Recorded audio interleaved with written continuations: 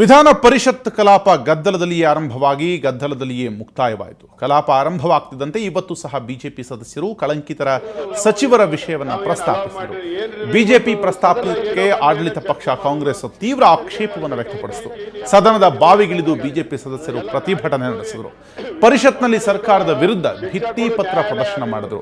BJP ಪ್ರತಿಭಟನೆಯ ನಡುವೆಯೇ ರಾಜ್ಯ ಕಾನೂನು ವಿಶ್ವವಿದ್ಯಾಲಯಗಳ ತಿದ್ದುಪಡಿ ವಿಧೇಯಕ ಹಾಗೂ ಮರಗಳ ಸಂರಕ್ಷಣೆ ತಿದ್ದುಪಡಿ ವಿಧೇಯಕಗಳು ಅಂಗೀಕಾರವಾದವು. ನಂತರ ಜಾನುವಾರು ಹತ್ಯೆ ಪ್ರತಿಬಂಧಕ ಹಾಗೂ ಸಂರಕ್ಷಣೆ ವಿಧೇಯಕಕ್ಕೆ ಅನುಮೋದನೆ ಪಡೆಯಲಾಯಿತು. ನಂತರ ಪರಿಷತ್ನಲ್ಲಿ ಸಿಎಂ ಉತ್ತರಿಸಲು ಮುಂದಾಗ ಬಿಜೆಪಿ ಸದಸ್ಯರು ಸಿಎಂಗೆ ಅಡ್ಡಿಪಡಿಸಿದರು. ಇದರಿಂದ ಸಿಟ್ಟಿಗೆದ್ದ ಸಿಎಂ ಬಿಜೆಪಿ ಸದಸ್ಯರ ವರ್ತನೆಗೆ ಗರಂ ಆದರು.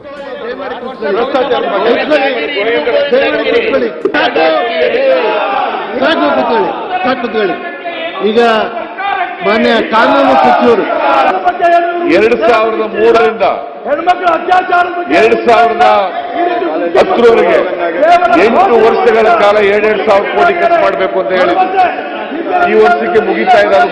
2003ರಿಂದ ಪ್ರಾರಂಭ ಆಗಲಿಲ್ಲ, 2007-8ರಿಂದ ಪ್ರಾರಂಭ ಆಯಿತು.